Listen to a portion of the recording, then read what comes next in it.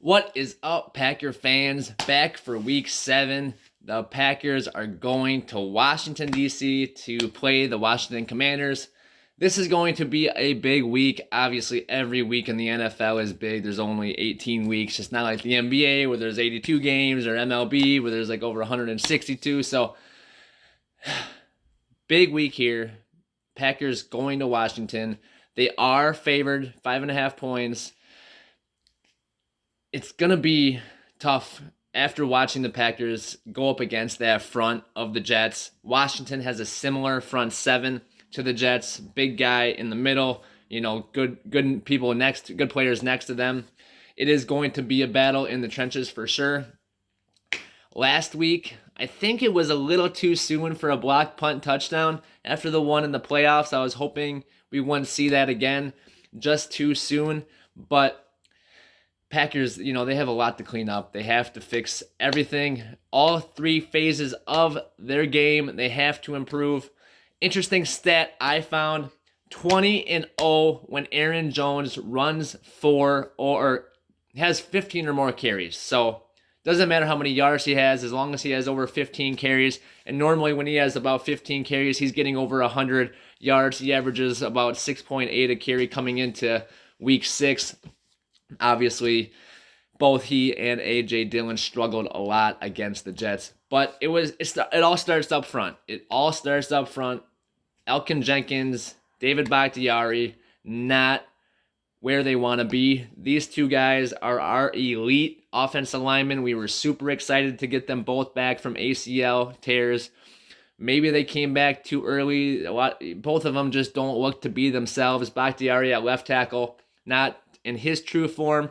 And we put Jenkins at right tackle. He's better suited as a guard, I think. I know they wanted to clean up that right side, but Jenkins is struggling out there. Maybe move him back inside where he can, succeed a little bit more.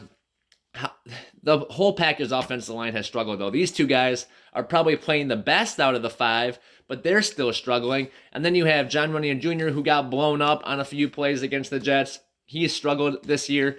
Royce Newman and Jake Hansen at that right guard spot, they just are not playing up to Packer standards. They have just not been good this season.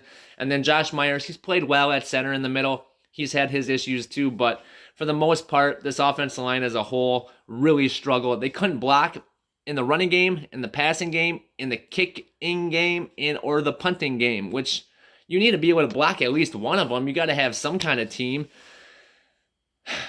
Packers do have 2 draft picks. They had Sean Ryan, 6'4", 320, 4th round pick out of UCLA. He is a big guy. He was probably the rated number 1 run blocking guard in the FBS, but he's been inactive every week this season. Zach Tom, he's been active but has not seen any time yet. They think he's kind of a tweener, though. Rodgers said he's a little undersized for guard. Packers need to do something, though. I like both of those guys. Maybe give them a chance. What they're doing hasn't been working. I think they should move Elkin Jenkins back into either left guard or right guard. Maybe leave John Runyan Jr. at left guard. That's where he likes to be. So you put Jenkins at right guard. And then try Yash out there at right tackle. He played so well at left tackle. Maybe give him a shot at right tackle. Maybe he'll find a home there. And that'll be where he plays until, maybe he takes that left tackle spot in the future when Bakhtiari retires. But the running game, like I said, couldn't get going. The offensive line, no holes. First carry for Aaron Jones was -5 yards. He had 3 touches for 0 yards in the first half. Total, they had 20 carries for 60 yards. That's a 3-yard average. And Jones came in, like I said, with a 6.8 yard average. It was like tied for most in the league or second in the league to Breece Hall. But I think Jones had a lot more touches than Hall has. But big issue. I mean, it's just the Packers did not do enough the entire game in order to get themselves in position to win. But they're coming off the loss 27-10 to the Jets. Put that in the past. They have 11 weeks ahead of them. They need to bounce back. This week in Washington against the Commanders. The Commanders are coming off a win over the Bears on Thursday night, so they've had a little mini bye. They do lose Carson Wentz. He's out for 4 to 6 weeks with an injury. That means Taylor Heineke will start. Heineke's played in the past. He started all of last season, I think, except for one game. He's got experience. He's a decent backup. I kind of spoke on it a little bit. He's a guy that, if he comes in as your backup, you're a little bit better off than, some of these other teams with some of their backups. The drop-off isn't as far from Wentz to Heineke as it is on some other teams. So the Commanders, though, they've struggled on offense and defense. Their total stats, total yards, points per game, points allowed are all pretty similar to the Packers, around 17, 18. Same amount of yards, like 340 or so. I think they're a little bit under the Packers' total yards, but all in all, they have a decent squad. They have good players. Antonio Gibson, he's a really good running back. Then they have the rookie Brian Robinson, who's really been coming on. And then they have the third down back, J.D. McKissick, who's a pass catcher, and he's actually second on the team in rushing and third on the team in receiving. They have really good receivers on the outside. Terry McLaurin, he's a Pro Bowl receiver. Curtis Samuel, he's a speedster. McLaurin has 367 yards receiving this year through 6 games. It is going to be a battle with these corners. I think Jair will be locked up on Terry McLaurin like he was on Garrett Wilson last week. And then you can have Stokes kind of cover Samuel. The speed matches up there.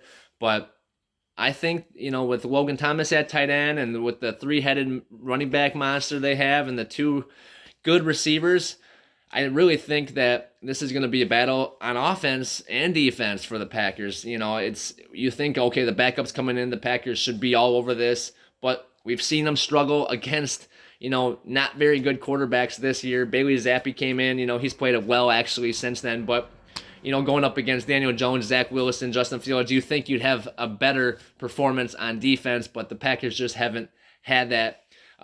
They also have rookie Jahan Dotson out of Penn State. He's got 2 touchdowns this year receiving.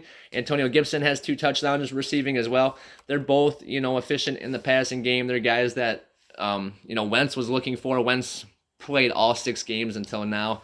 This will be Heineke's first start of the season. But Washington hasn't really been an offensive team, the last couple years. They really, pride themselves on their defense, the defensive side of the ball. With the coach, he played defense and everything. But it all starts up front with Jonathan Allen, the big guy. He's got 3.5 sacks this season from that D tackle spot with 1 interception, and they only have 2 interceptions on the season, 1 more than the Packers, but one of those is a defensive lineman.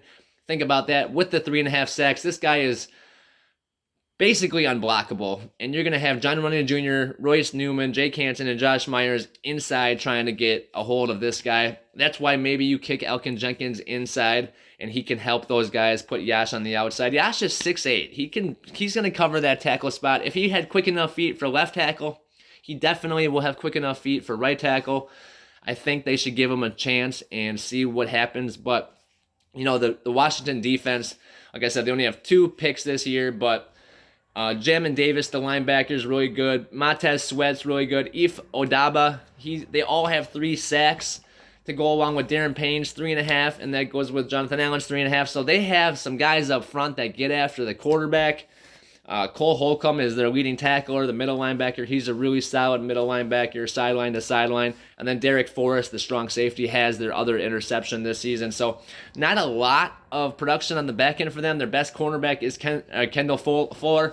He's pretty good, but for the most part, they haven't forced a lot of turnovers. But those, that's a lot of sacks up front, 3.5, 3. So. And then they have some guys with 2 and so on. So they get after the quarterback for sure. I don't know where they are in the league in total sacks, like compared to the rest of the teams, but when you have a guy that, when you have that many people that have 3, that's really solid production. But the defense hasn't been the issue. They've held, who they play? Philly, Dallas, the Titans, the Bears, the Jags, all to under 25 points this season. They lost most of those games still, but they held the teams to the, if they could have a little more production on offense, they could have won those games. But obviously the Lions game, they gave up 36 points. I think that was week 2. So that was a little bit of the anomaly. But last week against the Bears, I know it's Fields and the offense, but they held them, they won 12-7. So they held them to 7 points, didn't really let the Bears do anything all night. I think that was the Thursday night game. So much for Amazon Prime getting those primetime games. But 12-7, Commanders still won. They're 2-4 on the season, and they're going to look for a win here in Washington. Without Wentz, it's tough. They weren't very good with Wentz, and now they're not going to be very good without Wentz. But Taylor Heineke had some production last year. What did he throw? 3,419 yards, 20 touchdowns, 15 interceptions, a QBR of 85.9, 65 completion percentage. Decent numbers that can win you some games. As long as your touchdowns are more than your interceptions, you're going to win some games. And those numbers aren't horrible. The fact that they brought in Carson Wentz, they thought they could take the next step, but Heineke can play. He's kind of a gamer. He's, kind of a slinger. They say he's got that, Brett Favre in him just because he'll run and take hits and throw it, and he wants to win. He just, that's the type of player he is, which is why I like him, but I hope the Packers can get after him and really make it tough. But it all starts with Aaron Rodgers on offense. Obviously, I mean, they got to block up front, but then it's Aaron Rodgers' decision-making, what he chooses to do, where he throws the ball, how he throws the ball. He's only got 9 touchdowns through 6 games. He's on pace for under 27 touchdowns this season. That will be a big dip in his, season stats. But he said the most important thing is executing the plan and scoring points. So we know that's obvious, but why haven't they been able to do so? Is it too complicated? Is it too complex? Is the scheme too much? Are the young guys not getting what they're supposed to do? Is it just too much overall? The Packers, Rodgers, LaFleur have discussed this. LaFleur, he didn't want the media stirring the pot on this one, but Rodgers is just thinking maybe there's too much motion and things of that nature. All those things are done, though, LaFleur says, in his system to kind of get a tell on what the defense is doing. We're not doing all this stuff to confuse our players. We're doing this stuff to give our players an advantage. But if it's too complicated and too complex, then it is confusing the players, and it's kind of doing the opposite of what it's intended. So hopefully they can figure that out, but they haven't been able to block up front. That's where it all starts. You can't do anything, running the ball, passing the ball, kicking the ball, punting the ball, anything, if you can't get your blocking assignments figured out up front. Communication is key. They do a zone blocking scheme in the running game, which, you just block who's in your zone. Pretty easy. They still, you still have to hold your block and get in front of the guy, and that first play in -5 yards, Quentin Williams just blew through the middle. You can't have that happen. And so Packers need to clean that up, figure out whatever they need to do on the offensive line. If they need to keep more guys in, if they need to keep Lewis in, Mercedes Lewis in, or keep A.J. Dillon on the line, or keep Tanyan or Jaguar on the line, add an extra blocker, or, double team up and just run less routes, or whatever they have to do. Nothing you call is going to get or succeed at all if you don't block it up. If it's, if Rodgers is getting hit as he's throwing, or the running back's getting knocked 5 yards in the backfield, nothing's going to happen unless you block it up. So Packers haven't had issues running the ball this season, really, until this game. They didn't try much against Tampa. The numbers were low. But this week, they had 20 carries, only 60 yards. That's a 3-yard average when Jones came in averaging almost more than double that per carry. Just not what you want to see out of the offense. So we will see. Like I said, we'll see what they do on the offensive line. I want to see Yash at right tackle. See what he can do. Maybe see if Zach Tom can hold his own at right guard. I get the undersized, but we have to do something.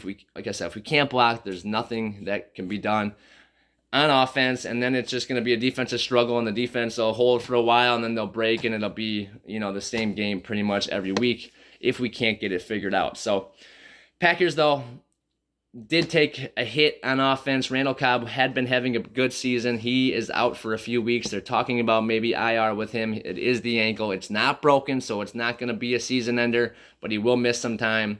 Christian Watson, he was out with the hamstring. He is still day-to-day. They talked about IR for him, but now he's still day-to-day. We'll see if he's ready. Big news, though. Sammy Watkins might be back. He should clear IR this week. He was running routes outside before the Jets game, so it looks like he is ready to return. That would be huge. He was the Packers' leading receiver before he got injured, and that was, he came back, or he got hurt the week that Lazard came back. So to have them both out there at the same time, healthy, that'll be exciting for this Packers offense. Now you add Romeo Doubs, get Christian Watson back, get Randall Cobb back, and now you kind of got a nice little mix. As long as these guys can stay healthy, that's been the issue with these receivers, and we're already short at receiver. Juwan Winfrey dropped his only target. Amari Rodgers caught his, but he's still, not a prolific pass catcher. So Rodgers has not thrown over 255 yards in a game this season, has not thrown over 2 touchdowns in a game this season, and they've been talking about free agent wide receivers. They've been talking about trading for somebody. The trade deadline's coming up here. I think it's week 8. So we're in week, 7 now? So it's coming up here. So Packers need to figure out what they're going to do. There's still some free agent receivers available on the market. Obviously, they haven't went after any of those yet. Josh Gordon came out. Tennessee released him. People were talking about getting him. They won't get him. OBJ has been waiting for a while. I don't think they're going to get him. But I think everything is on the table for Gutekunst, and it's going to, come down to what fits the Packers the most. But we will see. So Rodgers on the season, 1,403 yards in 6 games is very low. 9 touchdowns, like I said, very low. 3 interceptions. You cannot have, he had, 4 all of last season. Now he's had 3 in 6 games. Didn't throw one last week, so that's a plus, but still need more production out of your $50 million quarterback. You need him. He's against Washington. They're going to have a better team on paper, a better team overall, the better quarterback. Obviously, it's in Washington, but this is a game the Packers should win. Like I said, they're favored, and Rodgers just has to go out and get this win. Without this win, it's going to be a tough road stretch, and it doesn't get any easier the next 4 games. So these next 5 games, the Packers need to win 3 out of the 5. I'm saying, beat the Commanders, beat the Lions, and hopefully beat Tennessee, because then you have the Buffalo Bills and the Dallas Cowboys. Dallas is hot, and Bills are good in Buffalo. So if you can win 3 of the next 5, you're in a good spot moving forward in the season, So we'll see how it goes, but hopefully the Packers can bounce back. It was a tough loss against the Jets. Need to run the ball more. Aaron Jones, 409 yards on the season, 5.8 average. This last week killed his average. He was up over 6.8 or over 6.5. A.J. Dillon, 286 yards on the season, 3.9 yard average. He actually has 3 more carries than Aaron Jones and almost half the yards. So definitely need A.J. Dillon to start producing more when he gets his touches. I know he grinds out a lot of those tough yards, but it seems like he's been dropping balls. He's fumbled. He's been slipping on the field. He needs to get his mind ready and start balling out. We need him.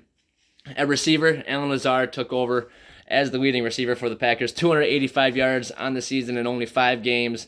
Cobb is second with 257. Romeo Doubs, 234. He's got 26 catches this season. So it's pretty good year for him. He's just got to keep stacking these days, stacking these games. Sterling Sharp's single season rookie record is 55 in a season in 1988. Doubs, if he gets 3 a game from here on out, he can break that record. That would be exciting to see. I know it's a lot more games and all that, but it still counts. So that would be very cool. Haven't had a Packers rookie receiver do a whole lot of exciting things in the recent years. They've been good later on, but a lot of these guys have struggled their first few years, so it's good to see a guy kind of step up here. Tanyan, 219 yards on the season. He's starting to get back into the fold. 90 yards last week on 10 catches. And then, Sammy Watkins still in 2 games, 111 yards. We need him back. We need his production back. And it all starts with Aaron Rodgers, like I said. So we will see what the offense looks like, if we can block it up, if we can, get this pass game going, if we can start running the ball and then set up play action pass and maybe get a deep shot. Rodgers only 1 throw over 20 yards. It was the 35-yard touchdown pass to Lazard last week. They need to start trying to go deep more. Obviously, you don't want to just waste a bunch of deep shots because the guys aren't, open, but we need to start hitting some of them, making some big plays. We don't have MVS to stretch the field. Devontae even went over the top a few times. We need some playmaking. We need some guys to hit some big plays. I think 35 yards is probably the longest pass play of the season. Oh, the one to Sammy Watkins was like 55. That was against the Bears. But still, that was week 2. So haven't had a lot of deep throws since then. We need the Packers to start scoring some points and winning some games, that's for sure. Packers defense, though. So through training camp, they dominated this Packers offense. They looked great against the Saints in the scrimmage, and they thought they were ready and poised to be this great defense this year. Well, turns out the Packers offense sucks. So the defense just looked really good, and it wasn't so much the defense was great because obviously there's something wrong on the back end. Second game in a row in the second half, they gave up 17 points. The Jets scored 24 in the second half, but 7 of those were on special teams. So Packers need to figure it out. They can't just play one good half on defense, let the offense suck the whole game, and then the defense has to, the defense needed the Packers offense to help them out a little bit. They didn't. Again, though, no turnovers forced by the Packers defense. They lost the turnover battle again because of Dylan's mishandling of the football. Gary did get his sack. He's got 6 on this season in 6 games.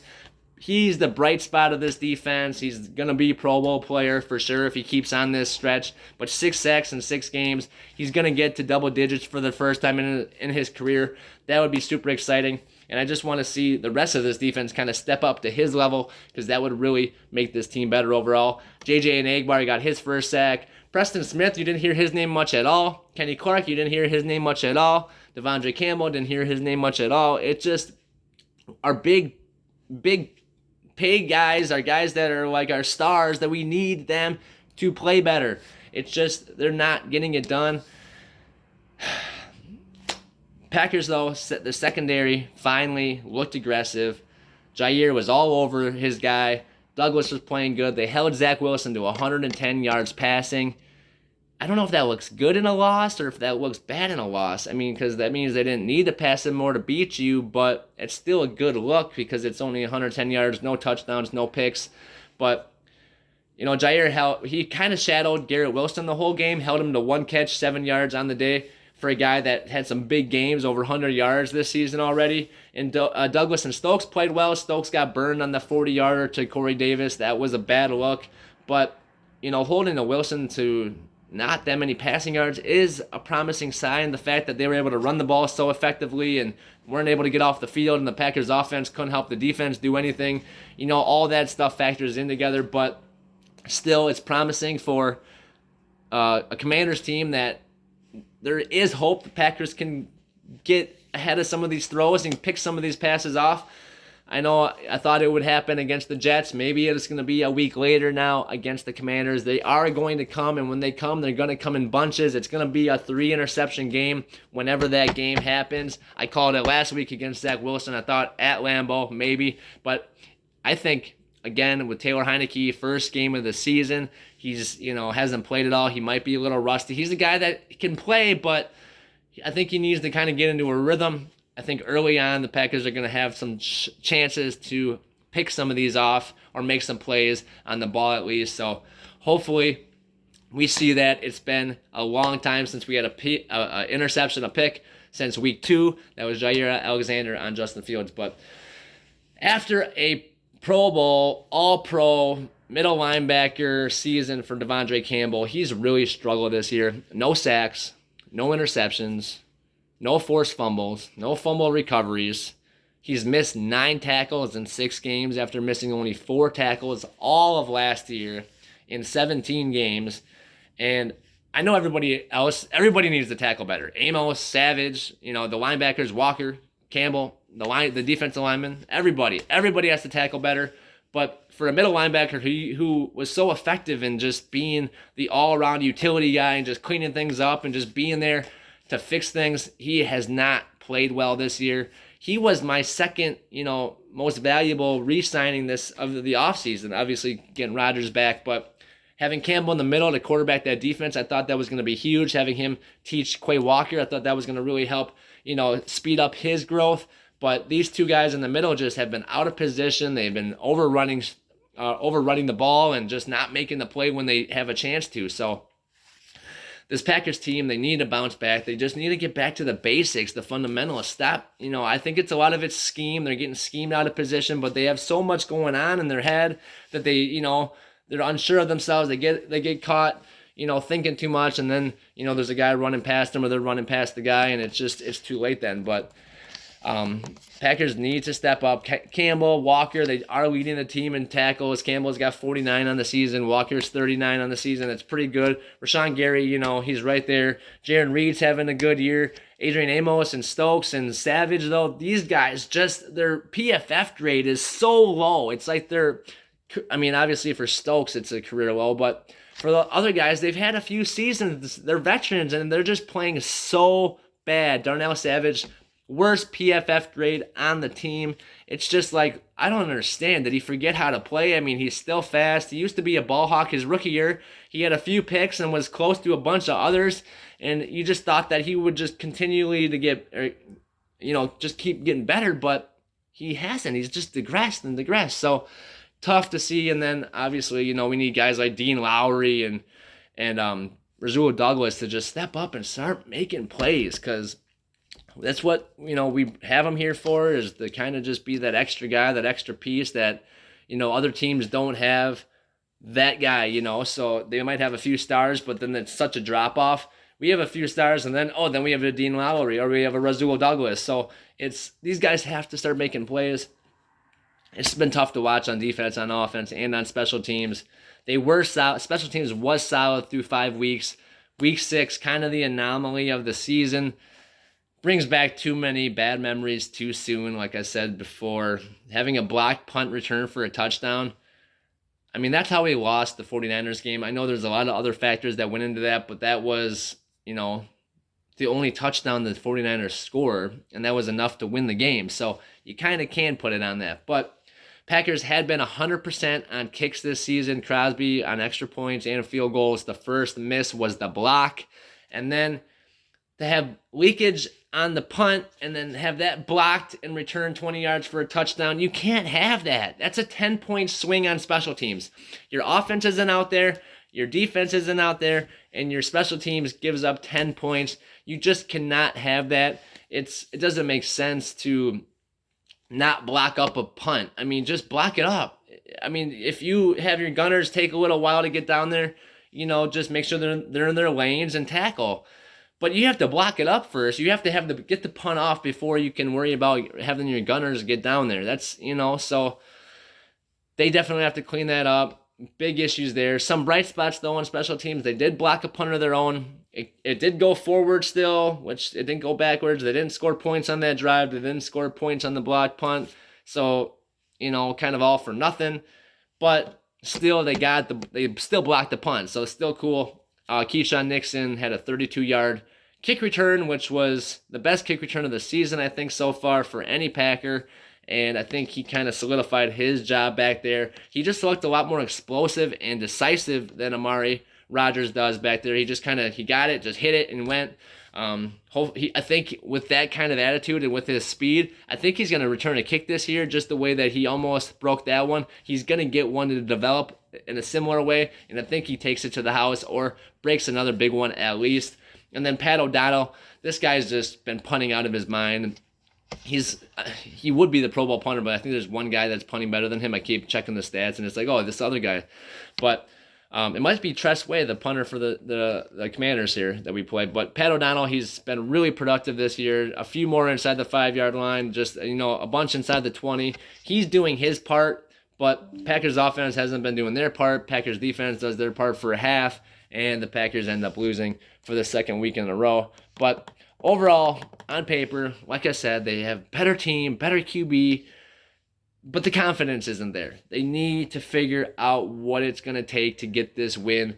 They need to win against Washington. They can't fall to 3-4 and then go to Buffalo, to Detroit, and then have the Cowboys come and have the Titans come. You need to be able to win this game. Get up 4-3. You'll probably lose at Buffalo. I don't want to say that. I hope, we're going to analyze it all next week. We're going to figure out if they can beat the Buffalo Bills in Buffalo. But You'll probably be 4-4 before you have the Lions, Cowboys, and Titans. Hopefully you can win 2 out of the 3 of those. And then you're in a decent spot. Now you're 6-4 and you can go on a little run here. But this is a tough road stretch. We do have a Thursday night game coming up in a few more weeks down the line. So that'll be a mini bye. And our bye week's not till I think week 13 or 14. So Packers need to try to stay healthy. They need to get some of these easy wins. Like I said, Jets at home, they got to win that. Giants in London, they should have won that. And with this Washington game, they have to win this one. If they don't, it's going to be a tough rest of the season trying to make up ground. They're going to be under 500 after being in. That'll be a 3-game losing streak. LaFleur's never even lost 2 in a row in his career. I don't think they lose 3 in a row, but if they do, it is definitely going to be, freak out time in Green Bay. Who knows what kind of changes will be made if they, really go on a losing streak. I hate to think like that. I really think they can win any game with Rodgers. I have so much confidence still. And I really have confidence in our whole team. I just loved our defense coming into the season. I love this offensive line. I thought they could be top 5. I thought the defense could be top 3. I thought these running back tandems could be top 3. I thought the quarterback could be top 3. And the only real issue was going to be in the secondary could be a no-fly zone top 3. I thought the only real issue would be the wide receivers. But I thought with Rodgers, and just being able to scheme guys open in the LaFleur system, I thought they would be efficient and effective enough to win some games. It has been up and down and not a lot of consistency. They don't really have their identity yet. They're throwing the ball way too much when they really should be running the football. Just stick to the run. Throw it when you have to, and you have to be able to set up plays to throw it when you have to. Have those plays available for 3rd and 5 or 3rd and 7 that can get you a first down and keep a drive going, and then try to run the ball. But you need to be able to scheme it open and set it up so that you guys can be efficient on offense and the Packers can win some games. If they, the next 5 games, like I said, if they can win 3 out of the 5, they're in a good spot. They'd be, they're 3-3 right now. But if they fall to 3-4 this weekend, it's going to be really tough sledding because then you might lose to the Buffalo Bills. At Lions could be tough. They were first in the league in points and last in the league in stopping or in defense. So, and then the Titans and the Cowboys and the Titans. Cowboys are tough. That's going to be a really good game at Lambeau. Mike McCarthy comes back to Green Bay, and then the Titans. They're a team that I think the Packers can beat, but still. Every team in the NFL, any given Sunday, we all know that. So Packers need to bounce back this week. It's going to be a tough game. The weather in D.C. is going to be, probably chilly, overcast, just a normal D.C. day. And the Packers, it's another noon game, which I know the players like. They'll be able to get back home to Green Bay and, settle in and watch the Sunday night football game. And, players like that, being with their family and everything. So, hopefully they can make this a business trip. They can go out to Washington or out to D.C. and take care of business. Rodgers needs to play his best game of the season. This offensive line needs to block up against this tough, tenacious defensive front for the Commanders. And this defense needs to play a full game of football. They cannot just play one solid half and then give up 17 points, 14 points in the fourth quarter like they did against the Giants. They need to have some consistency, and of course they need the offense to help them out and score some points, possess the ball, and all those things. Even though last week they had ran more plays and they possessed the ball for longer, the defense still seemed like it was out in the field for way too long, especially when they needed a stop, and it just seemed like the Packers offense didn't get anything going.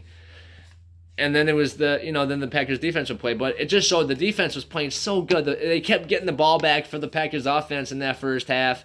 It was 3-3. It easily could have been, 20-3 or whatever. The Packers offense just was as stagnant as the Jets offense. And then the Jets made the adjustments and were able to win the game. This week has to be different. They have to do whatever it takes to get the W. Taylor Heineke cannot beat you. Packers need to intercept him. They need to sack him. They need to get after him. They need to, really make it difficult in the trenches. Whoever wins up front is going to win this game. Packers can't block the defense. They're not going to win. And, the Commanders got that 3-headed monster at running back. They can run the football. They really can. if they can get a lead or they can put some pressure on the Packers offense to try to score, this Commanders offense could possess the ball for a while. Like I said, they haven't let a team besides the Detroit Lions week 2 score over 25 points, and the Packers haven't even scored 25 points in many games this season. They hit 27, I think, was their most. So this is going to be a tough game. Like I said, they really match up well, points per game, and points allowed and all that. So Packers, run the football, run the football, run the football, run the football. Aaron Jones needs to have 20 carries. Like I said, they're 20-0 if he has over 15 carries. A.J. Dillon, get him the ball more and stick with it. I don't think this Commanders offense is going to be able to – it's not going to be a shootout. They're not going to be running up the points or running up the score. Running the ball is always going to be an option. It was against the Giants, and they kept throwing it in the tune of 39 passes. It was last week for the most part early, and they threw it 41 times. Obviously, a lot of that was in the second half when they were losing, but they were still running the ball a little bit when they should have been passing in the second half. Like on 1st and 10, they ran it for 3 yards. It's like, just throw the ball. You need to get a touchdown and then another one and then another one. So why are you running it for 3 yards? It's a little late to keep running the ball now. There's not setting anything up because they're not playing the play action because they know you're not going to keep running it. So it just, I think LaFleur out-schemes himself. He outthinks himself. He kind of strategizes himself, and he has to just bring it down to the basics. You have the players. Most teams don't have the players. And it's all about scheming and coaching and setting it all up and getting it all ready and trying to find a little spot where you have an advantage or, just one angle where you might take the lead. When you have a better team, a better quarterback, better players, top to bottom, 7 first-rounders on defense, the best left tackle in football, another Pro Bowl offensive lineman. I mean, not a lot of teams have the players the Packers have, and they're not getting the results out of them like some other teams are able to do. I mean, look at Seattle. If you had to go top to bottom, what team you thought was better or would have a better record, Seattle or the Packers have a better team, top to bottom to top, offense, defense, special teams. 7 first-rounders on defense. I don't think there's another team in the league that has that many, and the Packers have not played up to their ability, and it all starts with coaching. It really does. I mean, if you're scheming your guys out of position, if you're not having them line up right, if they don't know what they're really supposed to be doing, that is on the coaches to figure out and make the adjustments. The players are just little pawns in the system that the coach designs. Obviously, they have to execute and do their job and responsibilities, and that's what they're working on all week to figure out. But it comes down to what is that scheme and where are these guys? What position do you put them in? And that comes down to the coaches. So hopefully LaFleur takes what Rodgers said a little bit, maybe a little less motion, maybe a little more exact what we're doing exactly, figure out the easy or break it down a little bit easier. He said on those drives where they actually moved the ball, it was because it was simplified. It was really basic concepts, basic play designs, and we just moved the ball quickly. With these young guys, that's kind of how it has to be. I think they maybe got too much on their plate too soon, trying to impress Rodgers, trying to impress the coaches, and now they're overwhelmed, and now it's kind of looking fizzled. So now reset, break it down, and just kind of, I mean, you have Rodgers just 5 wide, let the guys run, they're man-to-man. Rodgers will throw it to where the other guy can't get it, and it's a catch. I mean, just if you got to go to that like McCarthy used to, go to that. But the defense should be able to stop these teams on offense, and the Packers offense just needs to score like 20, 25, 30 points, 25 to 30 points a game, and they can win these. They don't need to be up to 40. They don't need to score crazy points. This defense is good enough, and if the Packers are sustaining drives and scoring points, it's just going to help this defense stay healthier and fresher and more ready to go when they're called on, and not, after the first half last week, they were just exhausted like they were against the Giants. And so the second half, they just, were overrunning stuff and sloppy and not tackling, and, your offense doesn't do anything. It gets disheartening for these guys on defense, and obviously they are paid to do a job, but every time you make a stop and then the Packers go 3 and out, then you make a stop and they go 3 and out. It's like, what are we, it's obviously Rashawn Gary is like the goal was get it back to 12, but they keep getting it back to 12 and nothing's happening. So eventually something has to give, and the Packers defense has to either step up, make the plays, get the interceptions, pick six, sack, fumble, do something to turn the tide of the game, or the offense has to, or both, or the offense has to start stepping up and scoring points. But hopefully it's both. But either way, to get this win, it's going to take one or the other. I think it's going to take a complete game from Rodgers, the offensive line, blocking Jonathan Allen and Darren Payne up front. That's where it starts. If you don't block those two guys, they're going to ruin your Sunday. So block those two guys up front and then figure out what the best play design. I think Sammy Watkins coming back is huge, and then getting the ball to Aaron Jones is big too. So, all right, guys, go Packers. I will have my game day prediction coming up later this week. Packers at Commanders, 3-3 versus a 2-4 team. They're coming off a win against the Bears, like I said, so hopefully the Packers can win this one. Go to 4-3. They have this tough road stretch, 3 games in a row here at Commanders, at Bills, at Detroit. Hopefully they can win 2 out of the 3. If they can win 3 out of the 3, that'd be great. Buffalo's going to be tough, but all right, guys, thank you for watching. Go Pack, go. Peace out.